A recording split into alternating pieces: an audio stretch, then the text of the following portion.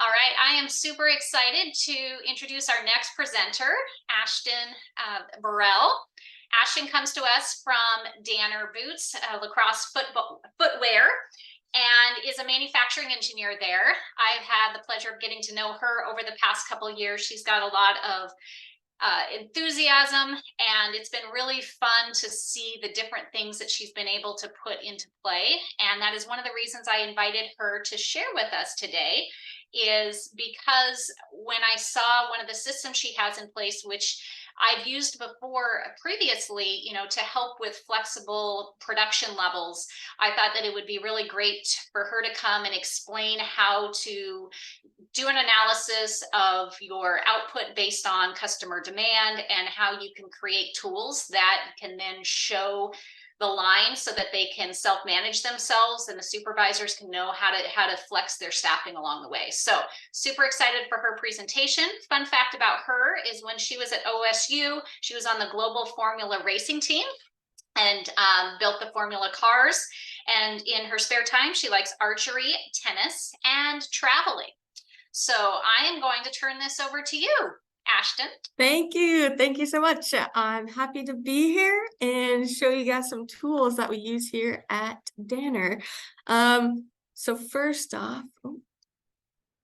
maybe. Sorry. Okay. I always like to show some pictures of me outside of work, just to, let you in a little bit more about me. I'm from Sandy, Oregon, so I'm from the area. I love to get outside. So Danner lets me do that. Great business to be in. So a little intro is I'm a manufacturing engineer here at Danner. I've been with the company for a little over 2 years. There I am implementing one of these layouts that you're gonna see. So first off, a little background about the problem that we wanted to solve. Since we're in the apparel industry, footwear, volumes and styles of boots can change weekly, gosh, sometimes even daily. In addition, some of our cells run multiple different styles at a time. So, there's a lot of complication, high mix. And the two questions that we had that we wanted to answer was, how do we relay this to the floor? And how do we visualize this to the floor? How do we show flow and how do we show staffing? So like Jennifer said, we can have them self-lead, or that our supervisors can have that information at hand right away. So I'm going to do a little spoiler and show you the end result, and then I'll break it down piece by piece. So to help mitigate this confusion when switching volumes or styles, we created something that we call flexing diagrams for our most common styles and volumes. So here's actually a screenshot of one. You can see it has kind of like this nice little chart on the side, has a diagram, has a lot of colors. Probably doesn't make a whole lot of sense, but I'll break it down for you guys. So the very first part of this page is what we would call a product sync. So we always build and validate a product sync is the number one step, which I'll deep dive into each of these. But first, I'll just show you kind of where they come into play on this one sheet. Next, we make something that's called a PQR, a product quantity and routing sheet. This is just a simple Excel sheet that we have, built in formulas. It will kind of give us the numbers behind our staffing and equipment needs. And then the final step, which we do actually have CAD and SolidWorks here at Danner, but sometimes that's a little too complicated for our operators to really understand. So we found out, hey, PowerPoint is just as good of a tool for that as CAD. So we'll make a layout spaghetti diagram and also color code it for operator flexing. So those are kind of the three parts that build this one page. So first off, like I said, product sync. A product sync is how, first step is to understand the product sync. In our case, it's the styles of our boots. So we have a product sync for every single style that we run through the factory. And this will tell us what steps are needed and how much time will it take. So it will give us every single process step. So I have a little example, but it will be a big Excel spreadsheet. Each department will have its own section with its steps. So right now we're looking at the fitting department. A fitting department is, where they sew the leather to the fabric that makes your upper to a boot.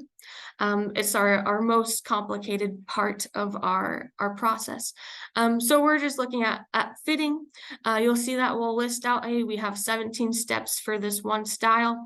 Have the description, and kind of will also tell us the machines that we'll need. So like for this first step, it's sew with a double needle quarter to vamp.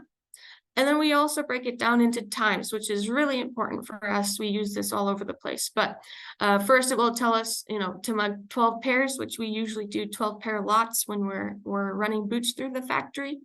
To make 12 pairs in minutes, it's going to take us 236 minutes. Then we break this down because we want to get down to a base unit. We'll have 1 pair in minutes, and then we'll have 1 pair in seconds, which this is what we will take to make a PQR later on. So that's why I highlighted it. So moving on, we'll get a PQR. So this kind of gives us staffing needs and machine needs. So the very first thing is, what volumes are we running at? Example here is 84 pairs. But on this one PQR, it's an Excel spreadsheet. So we'll have multiple tabs at different volumes. So you can just click through the tabs and easily see, hey, I want to know what 60 pairs is and what that comes with. You can click to that tab. The next one is what machines are needed for this operation. So we'll have that on the sheet. And then the big one is how many machines are needed for an operation. So you can see we have that piece from the PQR that lists out every step. What step are they? Fit 1 step, the volume per year, which is just calculated by our daily volume. And then that's our highlighted, that comes from the product sync. So 1 pair per second is our base unit that we use. And then we have a nice little formula that will tell us, with a 78% efficiency, which for us, we have a lot of manual labor or manual processes. So that's why, if they take a bathroom break or something, we kind of include that for our 78% efficiency. And then it will give us also our cycle time and our tag time. And then from that, we find out our equipment needs. So for example, this first step is on a double needle, and we'll need 0.18 of a machine. Luckily, these first 3 steps all use that same machine. You can see, hey, it doesn't add up to 1. So that means that we need only 1 machine. Now, when we get higher volumes, maybe that will be, hey, we need 1.5 machines. So we actually need 2 sewing needles to be for those first 3 steps. Then you can see we kind of highlighted it. So these first 4 steps are highlighted in green because they're less than 1. The nice thing about this PQR is it also gives us not only the operation, not only the equipment needs, but also the operator needs. So you could actually rename this operators instead of equipment. So we'll just see, hey, 1 operator can do these first 4 steps. So we're going to highlight that green to show that, hey, 1 operator is going to do those first 4 steps. The next 3 steps, we'll take 1 operator. The next few steps, we'll take another operator. And then the final few steps is actually going to take 2 operators. And then that will tell us, hey, we need 5 people to make 84 of these boots a day. And then, of course, we have our equipment that's available and equipment definitions. So then from that, we'll create the PowerPoint with the layout. When doing that, we want an easy layout that operators can understand, thus PowerPoint. We also want to show the product flow, so making that layout a spaghetti diagram. And then also showing, which this actually came from one of our senior production supervisor. He was like, I want to know where these operators are actually going to be in that cell. So that's when we came up with the color coding and showing the operator flexing. And like I was kind of talking about before, that comes from that PQR that we showed on the previous slide. So you can see, every machine is down there with its asset number. It will have every step listed out with that spaghetti diagram, and it will show you, hey, those first 4 steps are in this region, and that's where that 1 operator will be working throughout the day. So kind of nice for those operators to see where their footprint is. Also nice for us designing cells. We can see, oh my gosh, they're walking so far for these low volumes. Can we do a redesign of the cell? So that's a big part for the layout. Now we actually combine these all into that one sheet. So you can see, you know, to make a PQR, we have to take it from a product sync, get those times and those steps and the equipment needed. Then we can find out, you know, oh, we need a certain amount of machines for these first few steps. It also tells us our operator needs, and that's where we can start doing the highlighting for how many tasks they'll be responsible for. And then we can finally take those two pieces of information and combine it with our spaghetti diagram to make this final page. So like you can see, it will have all the operations. It will have the equipment that goes with those operations. And then it will tell you, hey, this one, these first steps is going to need 96% of a person, which kind of sounds weird, but essentially just says you need one person for these operations. And then like we've talked about, it also has that nice diagram for them to see where they're going to be at.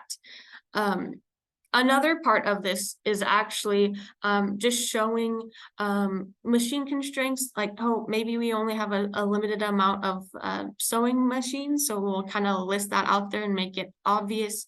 You know, if we're having problems, that's the first thing that we look at. Maybe we don't have enough machines. Example, yeah, maybe we don't have enough single needles. Then we'll also break it down from that PQR. We'll say, we'll list out all the main volumes for a style. So we're looking at one of our hiking boots. So it's a fairly low runner.